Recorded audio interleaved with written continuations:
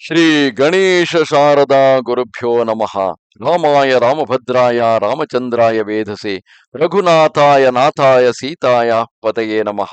ಶ್ರೋತೃಗಳಿಗೆ ಶ್ರೀಮದ್ ವಾಲ್ಮೀಕಿ ರಾಮಾಯಣ ಸುಂದರಕಾಂಡದ 45ನೆಯ ಸರ್ಗಕ್ಕೆ ಸ್ವಾಗತ. ಸೀತಾದೇವಿಯನ್ನು ಕಂಡು ಮರಳಿ ಹೋಗುವಾಗ ಹನುಮಂತನು ಅಶೋಕವನವನ್ನು ಧ್ವಂಸಗೊಳಿಸಿ ಆ ಪ್ರಾಸಾದವನ್ನು ಧ್ವಂಸಗೊಳಿಸಿ ರಾಕ್ಷಸರ ಮೇಲಿದ್ದಂತಹ ಕೋಪವನ್ನು, ಅವರು ಸೀತೆಗೆ ಮಾಡಿದ್ದಂತಹ ಅನ್ಯಾಯಕ್ಕೆ ಪ್ರತೀಕಾರವನ್ನು ತೀರಿಸಿಕೊಳ್ಳುತ್ತಾ ಆ ರಾವಣನಲ್ಲಿ ರಾಕ್ಷಸರಲ್ಲಿರುವ ಕೋಪವನ್ನು ಕೆರಳಿಸುತ್ತಿರುವನು. ಅದನ್ನು ವಿರೋಧಿಸಲು ಬಂದ 80,000 ಕಿಂಕರ ಸೇನೆಯನ್ನು ಸಂಹರಿಸಿ ನಂತರ ಬಂದಂತಹ ಪ್ರಹಸ್ತನ ಪುತ್ರನಾದಂತಹ ಜಂಬುಮಾಲಿಯನ್ನು ಕೊಂದು ಹಾಕಿದ್ದಾನೆ. ನಂತರ ರಾವಣನು ತನ್ನ 7 ಮಂದಿ ಅಮಾತ್ಯ ಪುತ್ರರನ್ನು ಆ ಹನುಮಂತನನ್ನು ಎದುರಿಸಲು ಕಳುಹಿಸುತ್ತಿರುವನು. ತತಸ್ತೆ ರಾಕ್ಷಸೇಂದ್ರೇಣ ಚೋದಿತ ಮಂತ್ರಿಣ ಸುತಾಹ ನಿರ್ಯಯುರ್ಭವನಾಸ್ತಸ್ಮಾತ್ ಸಪ್ತ ಸಪ್ತಾರ್ಚಿವರ್ಚಸಃ.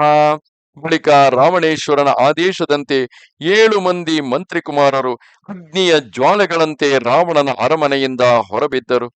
ಮಹಾಬಲ ಪರಿವಾರ ಧನುಷ್ಮಂತೋ ಮಹಾಬಲಾಃ ಕೃತಸ್ತ್ರಾಸ್ತ್ರವಿಧಾಂ ಶ್ರೇಷ್ಠ ಪರಸ್ಪರ ಜಯೈಷಿಣಃ ಹೇಮಜಾಲ ಪರಿಕ್ಷಿಪ್ತೈ ಧ್ವಜವದ್ಭಿಃ ಪತಾಕಿಭಿಃ ತೋಯದಸ್ವನ ನಿರ್ಘೋಷೈ ವಾಜಿಯುಕ್ತೈರ್ಮಹಾರಥೈಃ ಸಪ್ತ ಕಾಂಚನ ಚಿತ್ರಾಣಿ ಚಾಪಾನ್ಯಮಿತಮಿಕ್ರಮಾಃ ವಿಸ್ಫಾರಯಂತಃ ಸಂಹೃಷ್ಟಾಸ್ತಟಿದ್ವಂತ ಇವಾಂಬುಧಾಃ.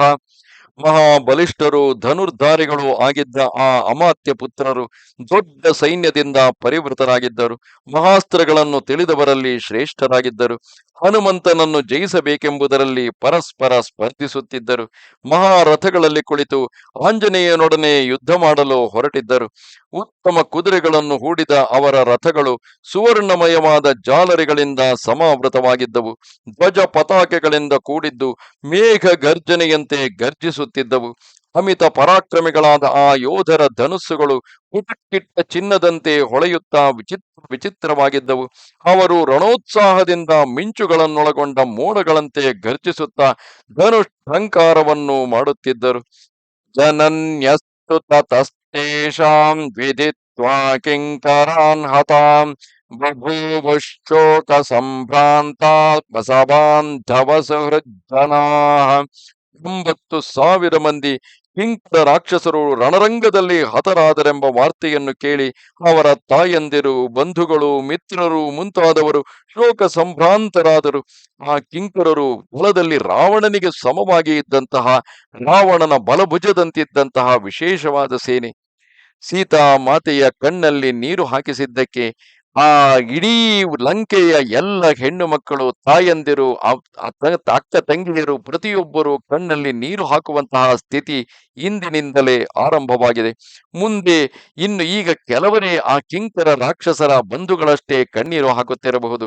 ಆದರೆ ಆ ರಾವಣನು ಮಾಡಿದ ಕೃತ್ಯದಿಂದಾಗಿ, ಆ ರಾವಣನನ್ನು ರಾಜನೂ ಎಂದು ಒಪ್ಪಿಕೊಂಡು ಆತನ ನೆರಳಿನಲ್ಲಿ ಬದುಕಿದ ತಪ್ಪಿಗಾಗಿ ಎಲ್ಲ ಲಂಕಾ ನಿವಾಸಿಗಳು ಅದರ ಬೆಲೆಯನ್ನು ತೆರಬೇಕಾದ ಸ್ಥಿತಿ ಬಂದಿದೆ. ಸೃಜಂತೋ ತೇ ಪರಸ್ಪರ ಸಂಘರ್ಷಾತ್ ಕಾಂಚನ ಭೂಷಣಾಃ ಅಭಿಪೇತುರ್ಹನುಮಂತಂ ತೋರಣಸ್ತಮವಸ್ಥಿತಃ. ಉತ್ತಮವಾದ ಚಿನ್ನದ ಆಭರಣಗಳನ್ನು ಧರಿಸಿದ ಆ ಮಂತ್ರಿಕುಮಾರರು ನಾಮುಂದು ತಾಮುಂದು ಎಂದು ಪರಸ್ಪರ ಸ್ಪರ್ಧಿಸುತ್ತಾ ಮಹಾದ್ವಾರದ ಮೇಲೆ ಕುಳಿತಿದ್ದ ಹನುಮಂತನನ್ನು ಎಲ್ಲರೂ ಒಟ್ಟಾಗಿಯೇ ಮುತ್ತಿದರು. ಸೃಜಂತೋ ಬಾಣ ವೃಷ್ಟಿಂ ತೇ ರಥ ಗರ್ಜಿತ ನಿಸ್ವನಾಃ ವೃಷ್ಟಿಮಂತ ಇವಾಂಬೋಧ ವಿಚೇರುರ್ನೈರತಾಂಬುದಾಃ. ವರ್ಷಾಕಾಲದ ಮೇಘಗಳಂತೆ ಆ ರಾಕ್ಷಸರು ಮೇಘ ಗರ್ಜನೆಯಂತೆ ರಥಧ್ವನಿಗಳಿಂದ ಬಾಣಗಳ ಮಳೆಗರೆಯುತ್ತಾ ಮಳೆಯನ್ನು ಸುರಿಸುವ ಮೋಡಗಳಂತೆ ಸಂಚರಿಸುತ್ತಿದ್ದರು. ಅವಕೀರ್ಣಾಸ್ತತಸ್ತಾಭಿರ್ ಹನುಮಾನ್ ಶರವೃಷ್ಟಿಭಿಃ ಅಭವತ್ ಸಂವೃತಾಕಾರ ಶೈಲರಾಡಿವ ವೃಷ್ಟಿಭಿಃ. ಆಗ ಶರವರ್ಷದಿಂದ ಮುಚ್ಚಿಹೋದ ಹನುಮಂತನು ಮಳೆಯಿಂದ ಮುಚ್ಚಿಹೋದ ಪರ್ವತ ರಾಜನಂತೆ ಶೋಭಿಸಿದನು. ಸಶರಾನ್ಮೋಘಯಾಮಾಸ ತೇಷಾಮಾಶುಚರ ಕಪಿಃ ರಥ ವೇಗಂಚ ವೀರಾಣಾಂ ವಿಚರನ್ ವಿಮಲೆಂಬರೆ. ಕಪೀಶ್ವರನಾದ ಹನುಮಂತನು ಆಕಾಶದಲ್ಲಿ ವೇಗವಾಗಿ ಸಂಚರಿಸುತ್ತಾ ರಾಕ್ಷಸ ವೀರರ ರಥಗಳ ವೇಗವನ್ನು ಬಾಣಗಳನ್ನು ವ್ಯರ್ಥಗೊಳಿಸಿದನು. ಸತೈ ಕ್ರೀಡನ್ ಧನುಷ್ಮದ್ಭಿರ್ವ್ಯೋಮ್ನಿ ತೀರ ಪ್ರಕಾಶತೆ ಧನುಷ್ಮದ್ಭಿರ್ಯಥಾ ಮೇಘೈರ್ಮಾರುತ ಮಧುರಂಬರೆ. ರಾಮನ ಬಿಲ್ಲಿನಿಂದ ಶೋಭಿಸುವ ಮೇಘಗಳೊಡನೆ ವಾಯುದೇವನು ಕ್ರೀಡಿಸುವನೋ ಎಂಬಂತೆ ಹನುಮಂತನು ಧನುಷ್ಮಂತರಾದ ಮಂತ್ರಿಕುಮಾರರೊಡನೆ ಆಟವಾಡುತ್ತಾ ಆಗಸದಲ್ಲಿ ಸಂಚರಿಸುತ್ತಿದ್ದನು. ಸಕೃತ್ವಾನಿನದಂ ಘೋರಂ ತ್ರಾಸಯಂ ಸ್ತಾಂ ಚಹಾಚಮೋಂ ಪ್ರಕಾರ ಹನುಮಾನ್ ವೇಗಂ ತೇಷು ರಕ್ಷಸು ವೀರ್ಯವಾಂ. ಸಾಟಿಯಿಲ್ಲದ ವೀರನಾದ ಮಾರುತಿಯು ಘೋರವಾದ ಗರ್ಜನೆಯನ್ನು ಗೈದು ರಾಕ್ಷಸರ ಮಹಾ ಸೈನ್ಯವನ್ನು ಭಯಗೊಳಿಸುತ್ತಾ ಅವರ ಮೇಲೆ ಹೆಚ್ಚು ಬಲ ಪ್ರಯೋಗ ಮಾಡಲು ಪ್ರಾರಂಭಿಸಿದನು.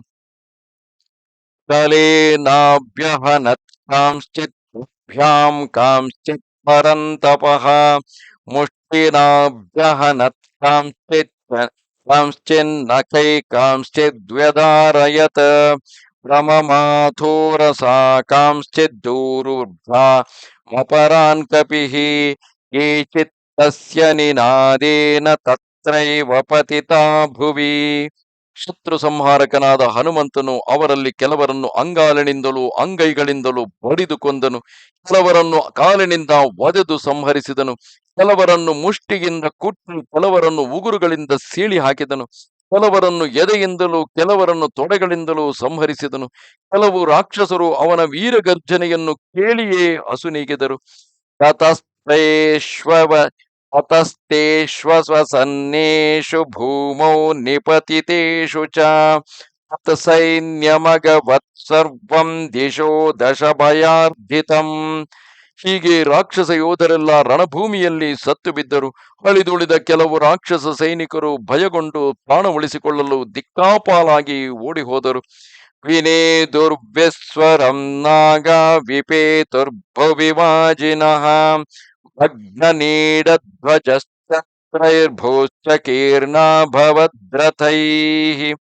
ಆನೆಗಳು ಅಪಸ್ವರವಾಗಿ ಗೀಳಿಡುತ್ತಿದ್ದವು. ಕುದುರೆಗಳು ಭೂಮಿಯ ಮೇಲೆ ಬಿದ್ದು ಹೊರಲಾಡುತ್ತಿದ್ದವು. ಭಗ್ನವಾಗಿ ಹೋದ ಆಸನ, ಧ್ವಜ, ಛತ್ರಗಳಿಂದ ಕೂಡಿದ ರಥಗಳು ಚೂರು ಚೂರಾಗಿ ರಣಭೂಮಿಯಲ್ಲಿ ಪಿಲ್ಲಿಯಾಗಿ ತುಂಬಿ ಹೋದವು. ಸ್ರವತಾರುಧಿರೇಣಾಥ ಸ್ರವಂತ್ಯೋ ದರ್ಶಿತಾ ಪತಿ ವಿವಿಧೈಶ್ಚ ಸ್ವನೈರ್ಲಂಕಾ ನನಾದ ವಿಕೃತಂ ತದಾ. ಒಸರುತ್ತಿದ್ದ ರಕ್ತವು ಕೋಡಿಯಾಗಿ ಹರಿಯತೊಡಗಿತು. ಪರಿಪರಿಯಾದ ಆರ್ತನಾದಗಳಿಂದ ಕೂಡಿದ್ದ ಲಂಕೆಯು ಆಗ ವಿಕಾರವಾಗಿ ಕೂಗಿಕೊಳ್ಳುತ್ತಿರುವಂತೆ ಭಾಸವಾಗುತ್ತಿತ್ತು. ಸತಾನ್ ಪ್ರವೃದ್ಧಾನ್ ವಿನಿಹತ್ಯ ರಾಕ್ಷಸಾನ್ ಮಹಾಬಲಶ್ಚಂಡ ಪರಾಕ್ರಮ ಕಪಿಃ ಯುಯುತ್ಸುರನ್ಯೈ ಪುನರೇವ ರಾಕ್ಷಸೈಃ ತದೇವ ವೀರೋಭಿಜಗಾಮ ತೋರಣಂ. ಮಹಾಬಲ ಸಂಪನ್ನನಾದ ಚಂಡ ಪರಾಕ್ರಮಶಾಲಿಯಾದ ಹನುಮಂತನು ಎಲ್ಲ ರಾಕ್ಷಸರನ್ನು ಸಂಹರಿಸಿ ಇನ್ನು ಇತರ ರಾಕ್ಷಸರೊಡನೆ ಯುದ್ಧ ಮಾಡಬೇಕೆನ್ನುವ ಅಪೇಕ್ಷೆಯಿಂದ ಮತ್ತೆ ಹೊರಬಾಗಿಲಿನ ಮೇಲೇರಿ ರಾಕ್ಷಸರನ್ನು ಎದುರು ನೋಡುತ್ತಾ ಕುಳಿತನು. ನೆನಪಿರಲಿ, ಈ ಯುದ್ಧರಂಗವೆಂಬುದು ಎಲ್ಲಿ ಆ ಅಮಾತ್ಯ ಪುತ್ರರು ಜಂಬುಮಾಲಿಯು 80,000 ರಾಕ್ಷಸರು 80,000 ಕಿಂಕರರೆಂಬ ರಾಕ್ಷಸರು ಸಂಹಾರವಾದರು. ಅದೆಲ್ಲವೂ ಸೀತಾಮಾತೆಯ ಕಣ್ಣೆದುರಿನಲ್ಲಿಯೇ, ಅಶೋಕವನದ ಮುಂಭಾಗದಲ್ಲಿಯೇ, ಆ ಲಂಕೆಯ ಹೃದಯ ಭಾಗದಲ್ಲಿ ರಾವಣನ ಅರಮನೆಯ ಪಕ್ಕದಲ್ಲಿಯೇ ಇದೆಲ್ಲವೂ ನಡೆಯುತ್ತಿದೆ. ಅಂದ ಮೇಲೆ ಆ ಹನುಮಂತನ ಧೈರ್ಯ ಸಾಹಸಗಳು ಅದೆಷ್ಟು ಇರಬೇಡ. ಇತ್ಯಾರ್ಷೇ ಶ್ರೀಮದ್ ರಾಮಾಯಣೇ ವಾಲ್ಮೀಕಿಯೇ ಆದಿಕಾವ್ಯೇ ಸುಂದರಕಾಂಡೇ ಪಂಚಚತ್ವಾರಿಂಶಃ ಸರ್ಗಃ. ಮಹರ್ಷಿ ವಾಲ್ಮೀಕಿ ವಿರಚಿತ ಆದಿಕಾವ್ಯವಾದ ಶ್ರೀಮದ್ ರಾಮಾಯಣದ ಸುಂದರಕಾಂಡದಲ್ಲಿ 45ನೆಯ ಸರ್ಗವು ಮುಗಿಯಿತು. ನಮಸ್ತೆ ಶಾರದಾದೇವಿ ಕಾಶ್ಮೀರ ಪುರವಾಸಿನಿ ತ್ವಾಮಹಂ ಪ್ರಾರ್ಥಯೇ ನಿತ್ಯಂ ವಿದ್ಯಾದಾನಂಚ ದೇಹಿಮೆ. ನಮಸ್ಕಾರ.